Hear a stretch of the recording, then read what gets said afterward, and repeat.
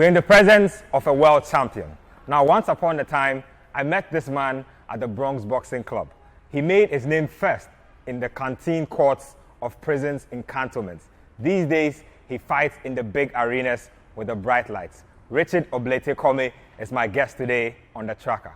Richard, it's nice to have you on The Tracker on City TV. First time I met you, I remember very, very well how it was. It was in the presence of Coach Kaoloko and his son, and then a couple of his other coaches at the Bronx Boxing Gym. That time, you had just been crowned World Commonwealth Champion. Yes, 2014. When I entered the gym, I realized that obviously you were very different because you were professional then. Your kitting was different, your mannerisms were different, you were just going about your business. Before you became a world champion, obviously you've grown up in these settings, the shores of Gamashi. This is where you were bred and this is where you've come up.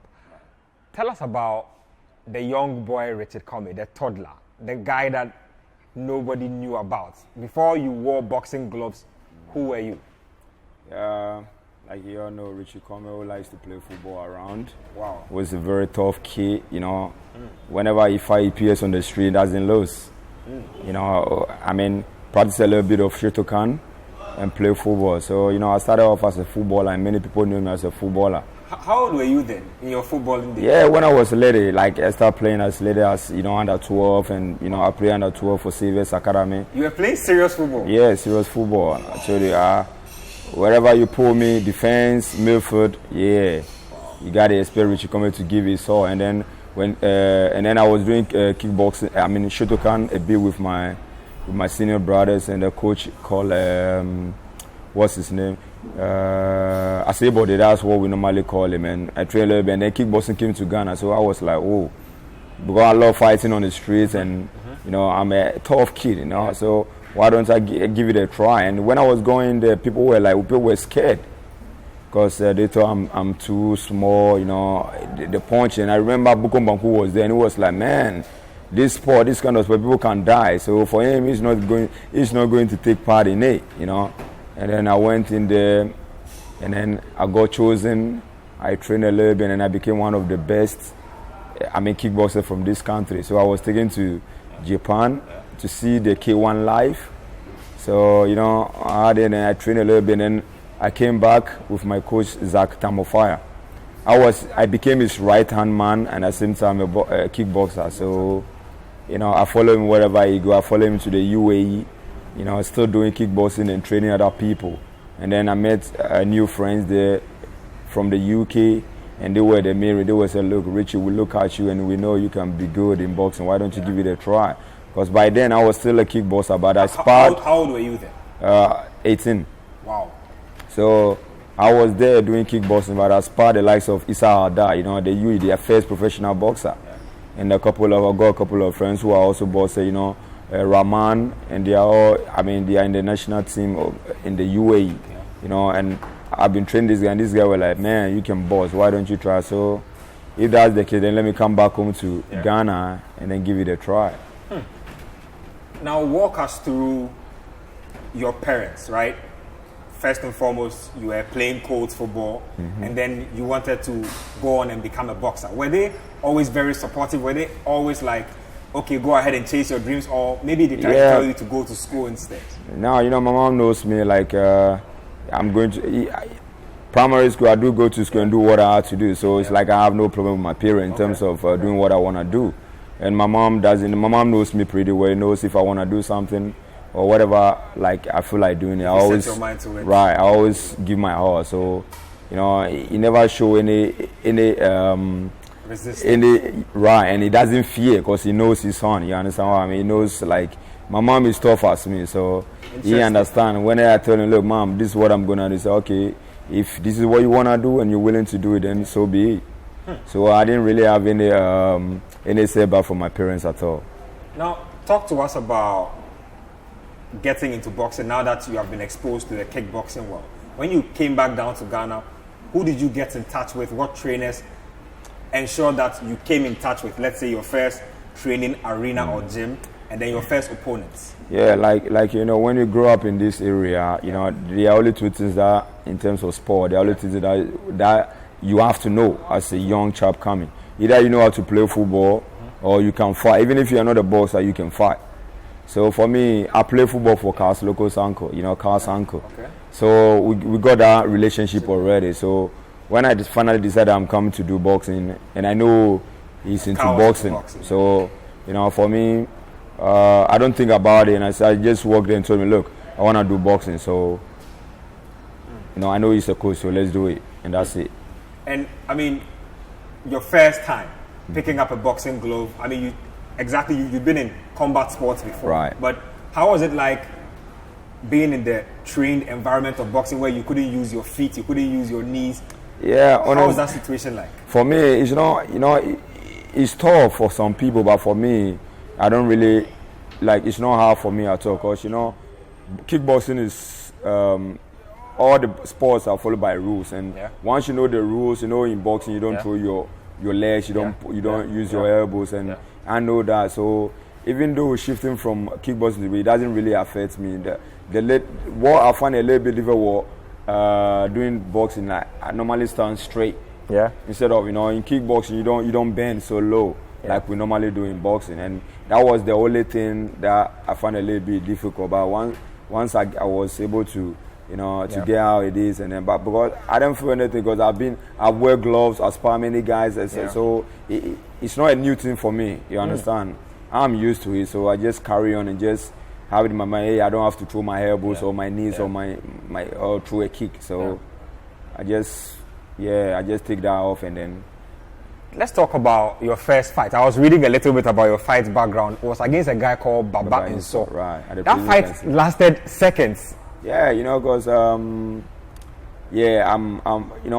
we train so hard in kickboxing, right? So coming to boxing, I know once I turn pro, I cannot go back, and that's if I can't do anymore, then I have to stop. So I was having at the moment, man, people have already doubted me. They say I cannot do this, is not kickboxing, because they know I was very good in kickboxing. So people were really doubting me, and that really encouraged me, and I have it in my mind, look, I have to put a statement out there. I have to let people know that kickboxing is a little bit tougher than boxing. So if I said I want to do boxing, there's no need for people to doubt me, especially people that I live with, people that are close, and they thought I cannot do it in boxing. So I go in there and I trained so hard. I was ready. So I said, look, I'm gonna show people that I can really box and I can really help people. Talk me through that first bout process, right? Who you went to the bout with?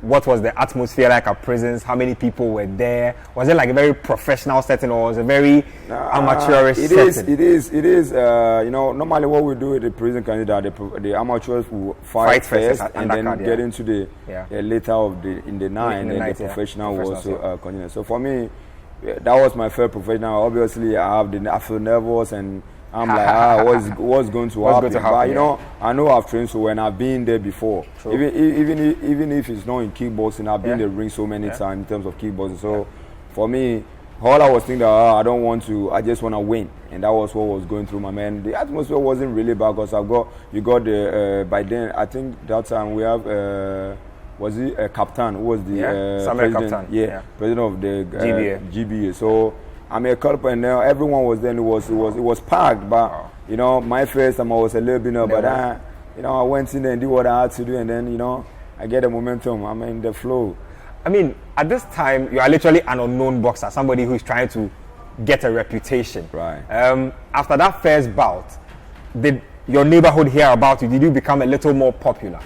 Yeah, they do hear about me, but I'm really I'm the kind of guy who always wanna be on the low key. I don't wanna. Because I always want to be like, I don't want people to know before they realize I am where I am. I'm a certain way. You want to operate under the radar. Yeah, that's right. So that's always me. So even though when I'm doing it, not many people know I'm a boxer. But they only know when they come to the gym, they see me, or maybe they see me on the big stage fighting. In sometimes at the Lebanon or Lebanon house and all that. So for me, I'm always gonna be on the dark side, train hard and make sure I'm ready, and then always put a surprise. Let people see something new from me. And that's how. But I think I came to Lambda when I fought when I first won the national title, that's where a lot of people from Bukom, you know, English and all those areas, they realized, man, I can really box. Because Collison is, I mean, he's been in the game for a very long time, and Southpaw, and people were always scared to fight him, but I came in there for my first national title, for my first title fight, and then I knocked him out in the 6th round. So, you know, that really taught people that, I can really, really box. You were telling me just, I mean, off camera that you met Collison a while ago. Now you are a world champion. That's right. How does it feel like meeting the guy you took your first title from, now that you are, let's say, ruler of the world in your division? Well, for me, I'm always a cool guy. I mean, always a simple guy, and you know, anytime, even before I won this world title, I'm always like, when I see him, you know, I give him that respect, because you know, he's one of a guy who also made me understand that I can really box, because he's very good, he's southpaw, and he's slick, and he's been in the game for a very long time. So being able to know such guy out tells you that, man, if you keep doing what you're doing, then definitely you go far.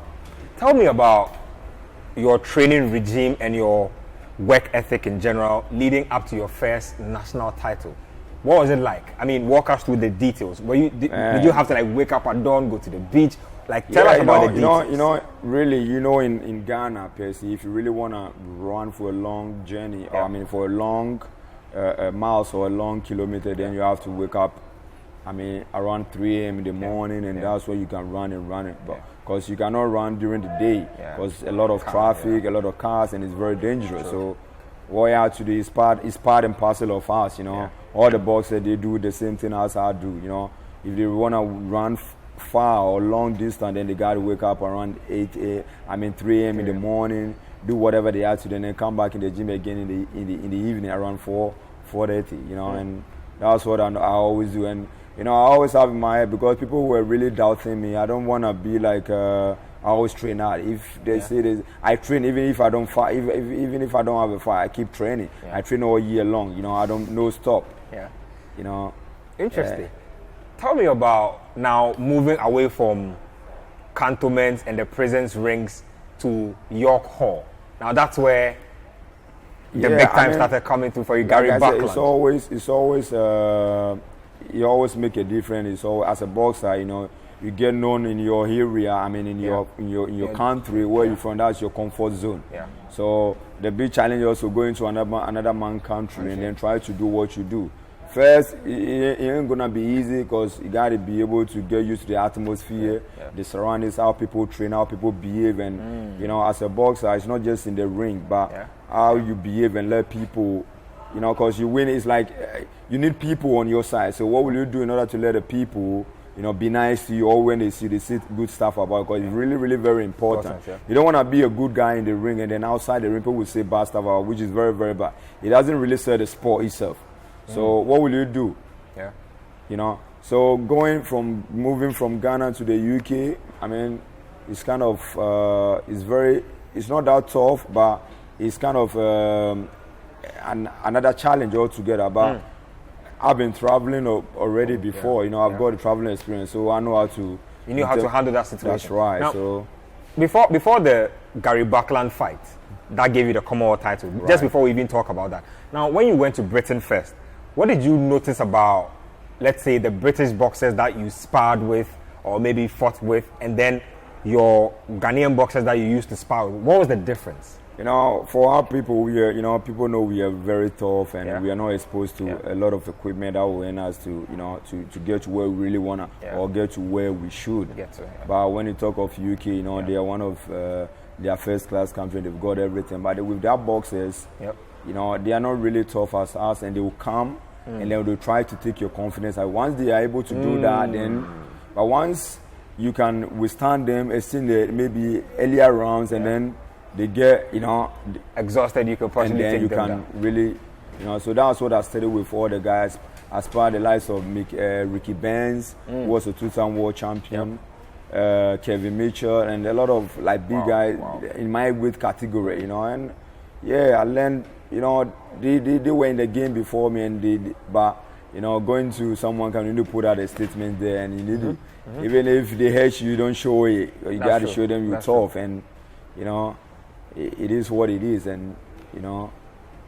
Let's talk about that time, right? Yeah. Who was your fixer? Say in Ghana, you had Carl and Co. when you wanted to get into the sport. Is this the point where you met Michael, or you had other people before he got into the mix with you? No, actually, Michael came to Ghana and he saw me, and then we started. Ever since, I've never had a change of manager. That's it. Wow. When was this? That was 2010. Also, actually, you met Michael just about when you were starting boxing. to become That's right. a boxer. Right. Wow. Wow. And ever since, he saw me and he was like, man, you can be a world champion. So right when you fought Baba Kole said Michael was around at that time? Yeah, he was my manager. He was the one investing. Oh, wow. Yeah. Wow. So everywhere I go, I always go with car because, I travel with him everywhere I go in my career until 2017 when we split. Yeah. Yeah. Tell me about that split. Always these things are emotional. Yeah. I know in a lot of great boxing stories, boxers have had to separate from their long-time managers, friends. Yeah. How did this split come about, first of all? Well, it came about, first of all, it wasn't even, it really wasn't like it wasn't like a serious stuff. It was like, hey, look, I feel like I need to learn something new.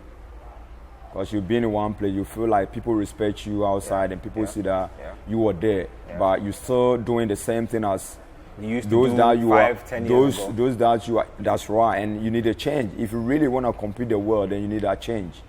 So, after our fight, my performance was really bad. 2007, Ghana assisted when we had that fight in the Bukuma Arena, and obviously for me, I even feel that wasn't my. That was a Slimani fight. That was Slimani fight. Yeah. My performance wasn't. You knew within yourself that you didn't give off your best. Right, but then I was carrying an injury, and fights like that in your hometown and a big, a big show, you don't want to pull out, But then I feel like my manager came to me and he pointed and he said, "Yeah, I accept that." But also I was carrying an injury, but I really want to learn something new. So I spoke to my manager, and then. God's been so willing. Was in the UK and he made Andre Rose, so he had a chat with him, and he was like, he knew me when I fought Robert Easter Jr. So man, he would love to work with me, and that's how I get a chance. And I went there, and they showed me a couple of things. I'm like, no way, I ain't gonna come back, because they give me, like, they have so much respect for me, and there are certain things that I should know which I don't know. Even if I know, I don't know the reason why I was doing so, in terms of, some technique, but you don't know the reason why you have to do that technique. So at this point, you needed more like science to your technique and more of what you were doing. And, I realized that, and what makes, like, my decision, taking that decision was very, very easy. Very, very easy. It was easy? Yeah, very, very easy. But one would think that taking a decision like that will put you in a tension situation with Carl. How many times as many people in terms of sports, football, and even boxing and all that as well, when you stay, especially from Gamashi, and you try to do something new, the people will always come to you and say, look, don't try to be ungrateful. But then those people who listen to the guy that did the sport, that listen to the ungrateful aspect of it, and then they try to listen to what people say, where are they now? They all fall because they are scared of being tagged with a name. But for me, I'm like, well, I don't care when you tag me. I want something good for me, not for you. You wanted to take a risk for your career. That's right. For my career, not for you. Because at the end of the day, if I can't take a good decision that's going to help me and help me develop as a boy, those same very people, they're going to turn back and say, oh, Richard didn't turn out well. That's right. So you got to take the decision that is good for you, and which I'm managing. It was very, very easy because I was there and I learned something. I'm like, no, I ain't going to come back into the darkness, because I was in the dark. What I'm supposed to know in terms of where my level was at, I still don't know. So for me to see a little bit of that, what I needed more, there's no way I'm going to come back. I get what you mean. Let's talk about your first defeat. And this was against Robert Easter Jr. Right. Now, it literally was the first time in your professional career that you had tasted defeat. Right. How did that feel like? I mean, you're always used to being the one where the announcer announces Richard Commey wins, Richard Commey wins. Defeat for the first time, what was that like? Yeah, like, I went in there, I did what I had to do, but then it really, really, really hurts me because I felt I won. You felt you won that match? Yeah, so, I cried a lot, but then Robert Easter from his corner, they said, look, we were ready to take defeat. Yeah. Regardless of what happened, you are the champion, you are the winner, so don't worry about it. Wow. When you and this is Easter's corner. That's right. Wow. So when the man came into our dressing room after that and he said that, then I put everything aside and I said, okay, then I got to go back and come back strong. And they said to me, look, you are a world champion, just keep doing what you're doing. And then one day you win that world title.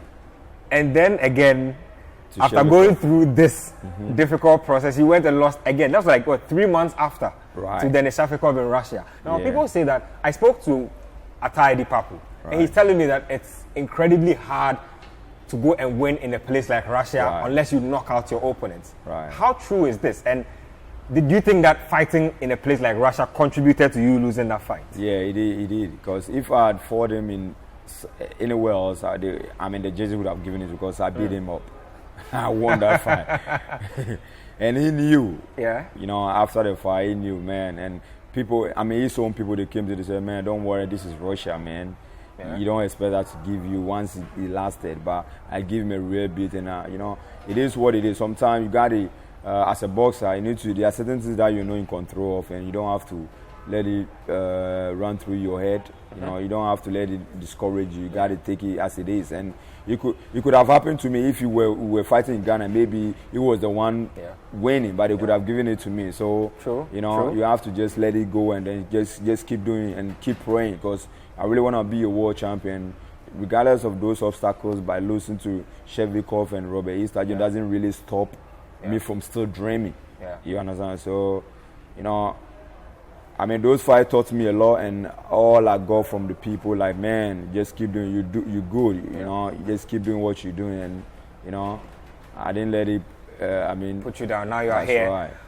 Now that title fight, like I'm saying, it's that fight where I personally grabbed my Coke, my popcorn, sat down to watch. Snap, before my things were finished, you had already ended the bout. Well, yeah, like I always say, God does all my fighting for me, and I just train hard and go into the ring and let God do the rest. I do what I have to do by preparing, make sure I'm ready to take whatever that happens in the ring. You understand? Yeah. God does the rest. Because, I trained so hard for this fight, and I'm like, man, if I can't really win this fight, then when am I going to get an opportunity to fight for world title again? Yeah. So I pray to God, and I work hard as well, and God answered my prayers, I'm about to go into the fight sequence with you right now. Now, when you are in a ring, right, are you thinking as a boxer, or you are just implementing the training you've done? Because are you sometimes looking at your opponent and saying, oh, he's cut under the eye, or he looks slower now, can I punch his stomach? Are you doing that kind of thinking in the ring, or you rely on your corner and you just let your natural flow just go with you? I just want to win. It's all about winning and listen to my corner. That's it. So whatever I have to do to win, I have to do it. And I have to listen to when they instruct me, go there, do this, I got to do, because all I'm thinking is winning. Are there times where boxers are in a fight like that and their corner is telling them something, but they can see something else different within the fight sequence itself? Well, yeah, then you can also apply your own, because there's some time your coach will tell you something and you see different things. So you got to wait. Maybe what your coach is trying to tell you, maybe it's there, but you don't see. So you wait until you see it, then you apply. So we just listened to the man tell us about the process that led to the world title. The conversation is just about to get a little more interesting. Stay tuned. You are still watching The Tracker here on City TV. Richard Commey is still with us.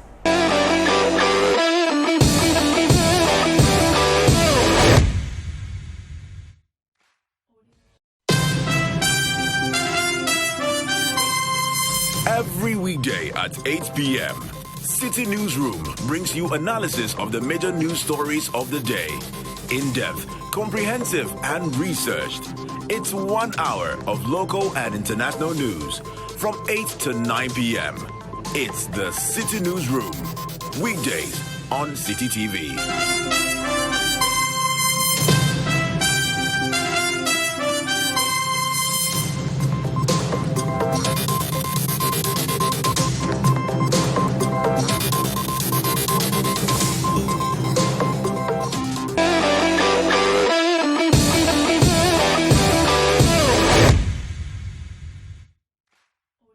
Welcome back to the tracker here on City TV. We are hanging out with IBF World Lightweight Champion Richard Commey. Richard, you were just telling us about the bout with Issa Chaniev. Now, like I was saying, you fought all your life. You dreamt about this moment. You've prayed for it. Right. You've been given your world title shot. You've taken your world title shot in the best possible way that you could have imagined. What was that night like after all the noise had died down, the cameras, the journalists had stopped disturbing you? What was that like for you? I mean, it's like a dream come true. You know, I don't feel too big. I don't feel like I'm on top of the. Who are you with at this point? Are you like sitting alone in some room? Are you with Michael? Like who are you surrounded with in the aftermath of the fight? I mean, my management and I mean my friends all over. People from Dubai, people from Singapore. Wow. People from the UK. You know, they all came to see me fight because they've been my friends for throughout the journey. You know, and I don't feel too big. I don't feel even. You know, at that moment, I asked myself, man, is that me being the world champion? Yeah. You know. So it is what it is, and you know, I thank God, and I just take it as it is, you know. Yeah. Now I listened to your post-match comments, and everybody else after that fight just seemed to want to move on to the next fighter for you, which was Vasily Lomachenko. You kept saying that all you wanted to do was enjoy your title. That's it. Is this part of enjoying your title? Because you're home now in Ghana. That's right. You are home with your people now. That's is this part of enjoying the title? Yeah, it is part of, you know, this is where I'm from, and I always love my people, and I always have to come back to them, you know, for me seeing them and also encouraging the youth out in the same area doing sport or doing boxing, that they can do it. If I'm from I come from this place and I've done it, they could also do it. I remember when you landed in Ghana that day, there's literally like a procession from the airport through the streets right up onto Bukom. Now, you actually did the running with the people, like, as part of the crowd. What's that like, and what did that mean to you as a person? Yeah, I mean, it means everything to me, you know. I'm there for these people. I'm there to represent these people. And these people are me, you know, like I am them. I represent them wherever I go, and I'm proud to come from where I am. That's Gamashi, and Gamashi people love boxing. And when you look at the Ghanaian history of boxers, Gamashi has produced more world champions. So I'm part of it because they love it, and I always put in my mind, I gotta always make sure Gamashi people, you know, I have to put them on the map. That's right, and also put a smile on their face because this is what they love, you know. Yeah. Now to Lomachenko, you missed out on that bout because you had an injury after the world title fight. He's slated to fight somebody else. Are you scared to fight Lomachenko? Have you ever experienced like, this guy could take my title away in no time? I am a boxer, and I'm not scared of nobody because I train to fight, and that's what I do. That's my work. Well, but there's some times where, for instance, right, you know that you can possibly fight Lomachenko, but maybe in your head you think, I just won my title. That's right. It's not the right time to fight him. Yeah, it does happen in any field. When sometimes you feel like you got to do something, but when you know this is not the right time, then you got to step back a little bit and do what you have to do and then go for it again. So I think in my point, I got an injury but definitely coming back from this injury, you know, you don't want to fight a champ or someone who is being regarded as the pound for pound number one, just coming back from injury. You got to see how your hand feels, maybe go into a defense and see how it feels. If you're ready, you want to face this guy fully fit. You don't want to face a guy who is very good. I'm not saying he's very good. He's beatable because he has one loss in his career. You know, so he's beatable. But then you want to go in there and make sure you're ready, so you won't put up an excuse whatever happens. You know, so it is what that's how it is, and that's how I see it. So you think that bout will happen? That Lomachenko Commey bout will happen? Most definitely. Let's now talk about your boxing idols. Let's move away from your fight sequence. Let's talk about your boxing idols. Who were your boxing idols growing up? Who are the guys that you used to look up to in the sport? You know, that's Floyd. Even though I wasn't boxing, but I love Floyd Mayweather, you know, because we see, you know, growing up, you see, you know, Floyd, and, you know, he does amazing stuff. And what do you like about him? Is it the entire life, or is it the boxing style? I love his boxing. Is what everything he do in the ring. In the ring. That's what I like about the other side of it now. I'm not that kind of flashy. Yeah, you're a very different type of person. That's right. So I like what he does in the ring or what he does when he's in training camp. You know, that's what I love so much about him, and I always learn stuff from him. You know, watching him, and you know, it's always smart and very good, and it's always ready. You know, it's not a kind of a boxer who always come 50-50. When it comes to fight, he's ready. Yeah. I mean, what did you think about Floyd fighting McGregor? People said that it was an insult to the sport to be marrying mixed martial arts and boxing. Now, you are the right person to answer this because you know the best of both worlds. You've been in the mixed martial arts world, you've been in the boxing world. When you're a businessman, you're doing something that's gonna, give you money. Yeah. Why would you care what people say? And they understand what they're doing. These guys are businessmen, and he's already done what he has to do. Yeah. He's already made a name for himself.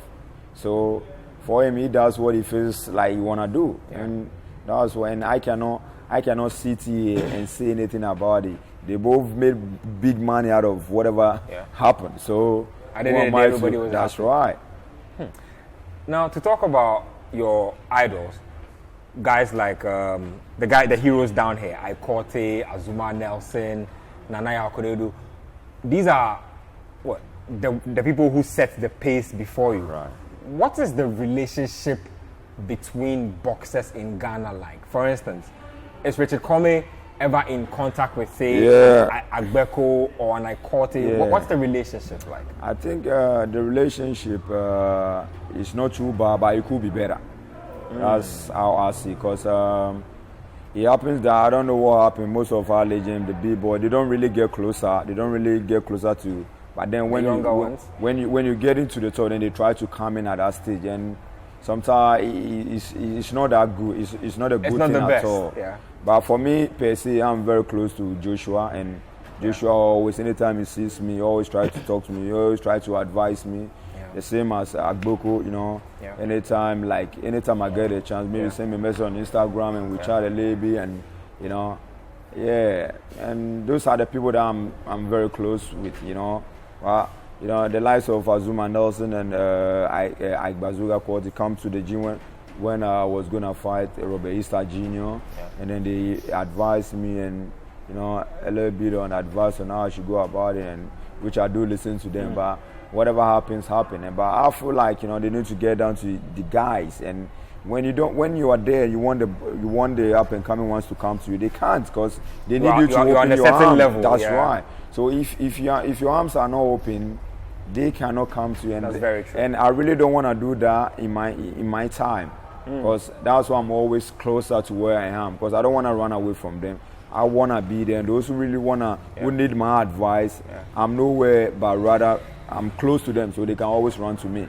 But when you're far off, and when people want to see you, they have to go through like many people to see call you. This person, discourage, call that person. That's right, discourage them. So that's the way I see it, and that's why for me, I'm doing something different by staying close to where, even though I want to stay close to them and then give them the advice that I can. You know, I don't want to wait till, you know, to they get to certain stage before I will try to come in, because if they chose not to listen to me, it wouldn't be like they don't respect. They have the right to do so, because when they started, where were you? That's very true. Yeah. That's very true. Now, typical day, right? You train in the morning, you are done with training. What do you spend your time doing when you're not in the boxing ring? Man, just stay in the area, hang out with my friends, my close friends, those who are with me when I first started. I'm still with them.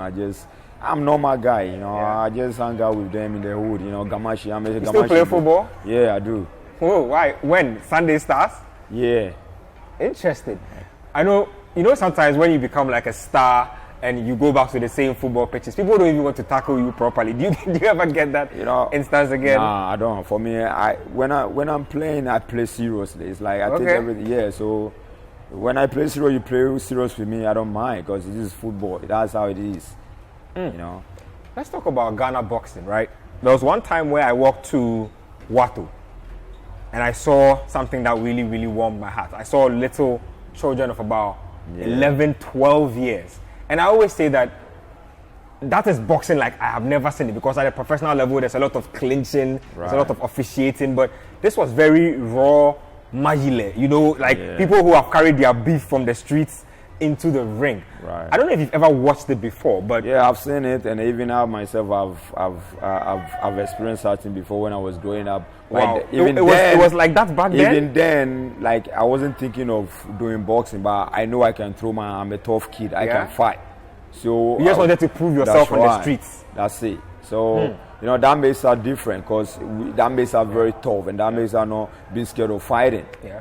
You know, I think that really helps us, but we have to look at the way because now you know many people you got to protect these boys because they love to fight and they enjoy doing it. So you know, got to protect them. You know, if you fall or you see, for me, I see that they're doing it, but sometimes they have to make sure when someone can or someone is giving a business to someone, they should put a stop to you because you got to protect them. You know, because they got something that in the future can make them somebody. So if we don't take care and the people doing it don't really look after these kids and someone get hurt, then so be it. What are some of the things that you wish you knew when you were starting out first as a boxer that you know now? Like lessons you've learned that you wish you had known when you were first starting out as a boxer? I mean, I think a whole lot. I can't even remember. Well, does it have to do with like the fighting aspect of it or like the business aspect of it? I think it's the business aspect of it. And like I said, there are certain things as a boxer you need to know. Like one thing I would really emphasize on is, the coaches always feel they are helping the boxers, which is very bad and wrong. You ain't helping nobody. As in, like they feel like they're doing the boxer a favor. Yeah. But they have to also look at it this way. Whatever you train, put himself and his life at risk. That's true. Because anything could happen in the ring. He can take a headshot that could kill you. And that's it. Yeah.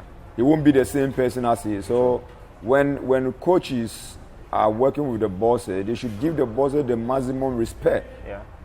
You know, they wouldn't want their kids to go crazy, or they wouldn't want, as a coach, when you have a kid, you don't want the kid to be like a mad person, sorry to say. Yeah. So if you always love your kids, transfer that same love to a boss that you're working with. Because at the end of the day, it's going to make you money, and you are, the boss is your boss. Yeah. So you treat him fairly. Even though he's hired you to train him, but he pays you. Sure. So let that respect be there. You know, and some of our coaches and a lot of things that, you know, I wish I should have known before. It's like they don't know even it yet. They don't know. Because they always feel like, you know, a boss, you are nobody, I'm trying to give you a life and blah, blah, blah. Hey, man, you ain't trying to give nobody life. You guys are working together. Yeah. And this is really killing Ghanaian boxing because a lot of talented boxers out there, they thought when you work in some of the coaches are doing them favor or the managers are doing them favor, but they don't know whatever money they invested in him, they're gonna get the managers or whatever they're gonna get it back. Interesting, very interesting thoughts there. Let's discuss your all-time boxing 5, right? If I asked you to name your top 5 boxers of all time, yourself excluded, who will make that top 5? I think one Collison, because the reason why he's very tough was like my first title fight, and he's held the title for some time. Nobody wants to fight him. But then I took I got a call in a so it was a kind of a tough for me, you know. Because got all the Bukon guys there who say, he's a kickboxer, he knows nothing, you understand? That kind of it makes it very tough. Second, I think Gary Buckland. Yeah. And then Paul Traskov fight also was very, very hot. Very hot fight. And then Slimani, another tough opponent, tough customer. And then who else? I think four. Four. Who do you think is the greatest boxer of all time? All time. I think, the greatest boxer always, the way I see a great boxer always go down and come back stronger. That makes you the great. But obviously, Mayweather has never been low. He hasn't taken a defeat. So you think he's the greatest of all time? I don't really think so. I think he's done his part. He set a record, but give me a name. It gets to a point. The reason why I love Floyd, and I believe he's my man. But you know, he gets to a point that he chooses. So he chooses the body that he want to fight with. And when you compare that of the greatest Muhammad Ali, Muhammad Ali for anyone, you know, and definitely came back from big defeats. That's right, and that's what I see as a greater boss. I could definitely everyone will take defeat, but then you come back strong. That makes you, you know, a champion and a great fighter. Now, Ghana obviously is a very renowned nation in terms of boxing. What is it about us that makes us such a standout nation? Because I spoke to Azuma Nelson and he tells me that Mexican fighters are extremely tough. Mexicans are extremely hard to fight. Ikote says that Filipinos are very hard to fight. What is it about Ghanaian boxers? I mean, we are tough. Is it the upbringing? Because, I mean, look, there's Burkina Faso, there's Nigeria, there's Cote d'Ivoire. Why are we the standout ones out here? Because boxing is in our genes. You understand what I mean? You grow up in Gamashi and you grow up in Greater Accra and you wanna do boxing. I mean, everyone that fight will have to come and stay here. Wow. You know what I mean? Yeah. You know what this I'm talking about. This is the boxing headquarters of Ghana. Right, of Ghana. So I mean, we talk. This is what we love doing. You understand? Everyone who comes here really wanna do it. Has put everything in. You know, one thing about we tough. You know. Man, you have me you have me thinking right now. Do you think that boxers in other regions in the country get ignored, or there are a lot of talent out there who perhaps are not seen because of how over concentrated we are here in Accra? Yeah, I think they don't really get the attention that most people in Accra, and they don't really have the kind of the gyms that we have here, because you know here the gyms is just like everywhere there's a gym. Yeah. So I think that is the only problem that the other parts of this country is meaning that, for instance, right, if you had been born in, say, a place like Sunyani, you would have had to come to Accra to get recognition. Right. That's right. Wow.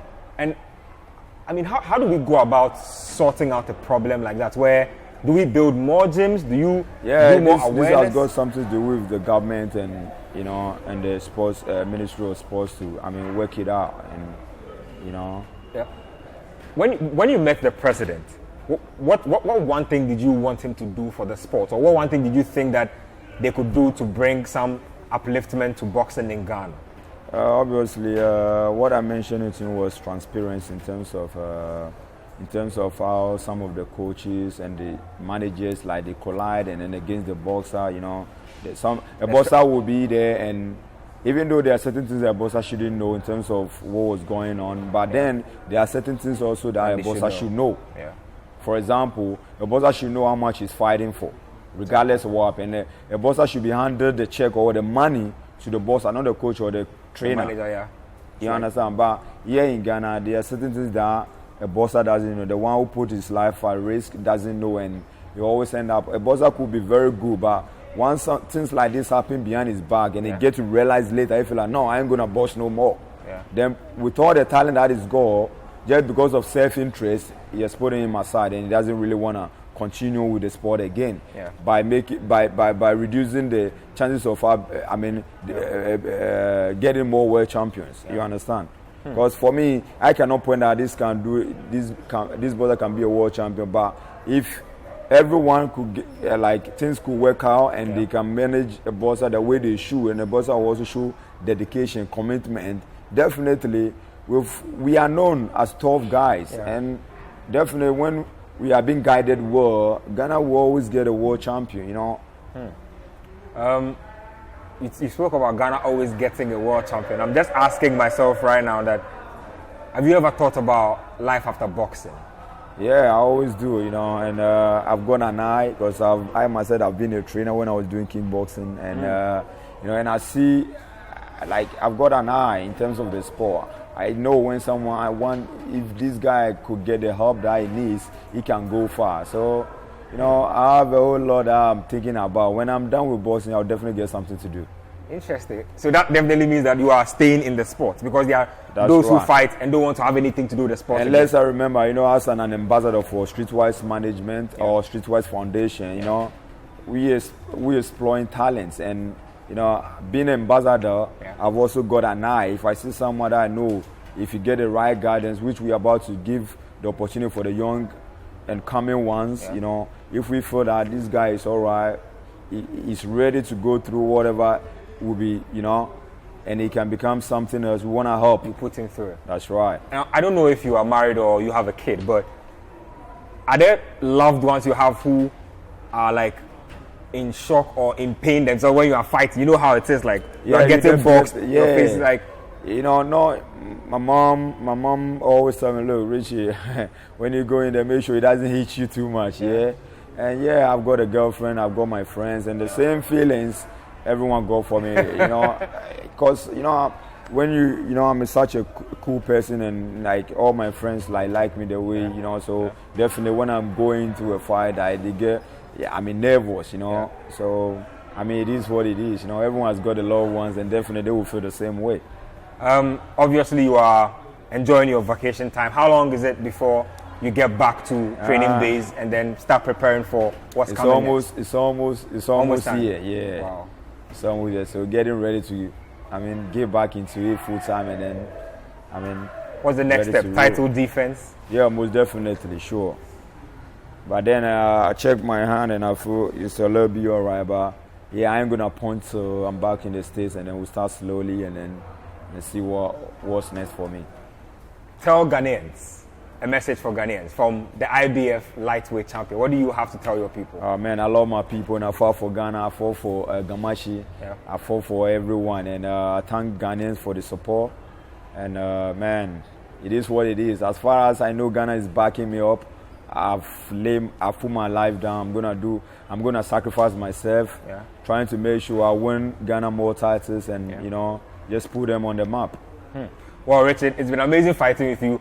I can't reconcile the gentleman, soft-spoken guy speaking to me and the guy who knocked out Chaniev in 2 rounds. It's been amazing talking to you on the track. Thank you very much. We give glory to God, man. Well, I'm humbled. He's taking us right through the journey, right from the rings at cantonments, right up to the United States. He is the world champion now. He says that the title defense is surely coming once he's done with his healing process fully. The tracker, as always, is Rich on City TV. Keep watching.